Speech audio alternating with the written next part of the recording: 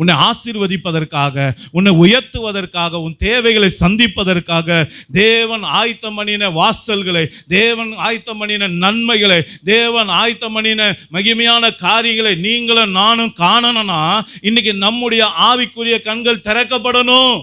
அதுக்காக நாம ஜெபிக்கணும். நீங்க ஜெபித்து, ஆண்டவரே என்னுடைய கண்களை திறந்தரணும், தாவீதை போல உடைய வேதத்தில் உள்ள மகத்துவங்களை நான் காணும்படி என் கண்களை திறந்தரணும் என்று சொல்லி அவன் ஜெபித்தது போல, என் அருமையான தேவனுடைய பிள்ளைகளே, யார் ஒருவர் தேவனுடைய சமூகத்தில் ஏசப்பா என்னுடைய ஆவிக்குரிய கண்களை திறங்க சொல்றாங்களோ அந்த பிள்ளைகளுக்காக தேவன் ஆயத்தம் பண்ணின சில துறவுகள் அங்கங்கே இருக்கும்.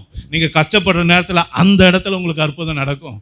நீங்க வேதனைப்படுற நேரத்தில் அது வரைக்கும் அங்கேதான் இருப்பீங்க, உங்க வீட்டுக்குள்ளேயே தான் இருப்பீங்க. திடீர்னு பார்த்தா கண்ணு திறக்கும் போது உங்களுக்குரிய அந்த ஆசீர்வாதம் அங்கே இருக்கும். அதோடு உங்க கண்ணீர் துடைக்கப்படும், வேதனை மாறிடும், சூழ்நிலையே மாறிடும், ஒரு நம்பிக்கை உண்டாகும், ஒரு தைரியம் உண்டாகும், அதை ஜெயிக்கக்கூடிய ஒரு கிருபையை கர்த்தர் கொடுப்பார்.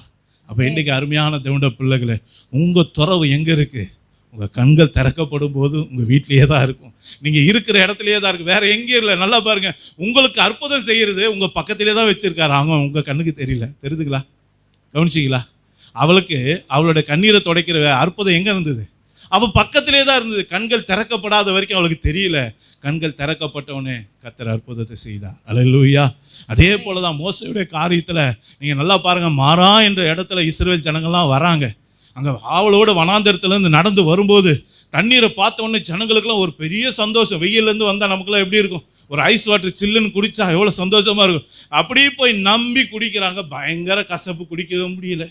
என்ன பண்ணுறது அப்படின்னு தெரியல. எல்லாருக்கும் ஒரு பெரிய ஏமாற்றம். அப்போது மோசே ஏசப்பாவை பார்க்குறான். ஏசப்பா என்ன சொல்றாரு? அந்த தண்ணி பக்கத்துலேயே ஒரு மரம் இருக்குது, நீ அதை வெட்டி எடுத்து போடுறான்னாரு. நல்லா கவனிச்சிங்க. அவன் வெட்டி எடுத்து போட்டான். தண்ணி என்ன ஆயிடுச்சு?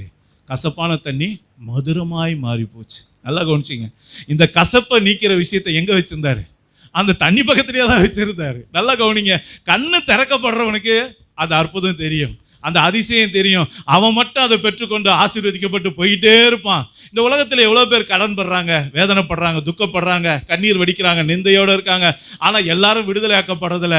யார் ஒருவர் இயேசுவோடைய கண்களில் தயவு பெற்றுக்கொண்டு கண்கள் திறக்கப்படுதோ அவங்களுக்கு அற்புதம் நடக்குது, அதிசயம் நடக்குது. அவங்களோட வாழ்க்கை ஜெயமாக நடத்திக்கிட்டு போகிறாங்க. அந்த ஒருவராக நீங்கள் இருக்க போகிறீங்களா, இல்லை மீதி 99 பேராக இருக்க போகிறீங்களா? யோசனை பண்ணி பாருங்க. அப்போ இன்னைக்கு நாம் செய்ய வேண்டிய ஜெபம் என்ன? ஏசப்பா என் கண்களை திறங்க, எனக்கான துறவை எனக்கு காட்டுங்க. அல்லேலூயா.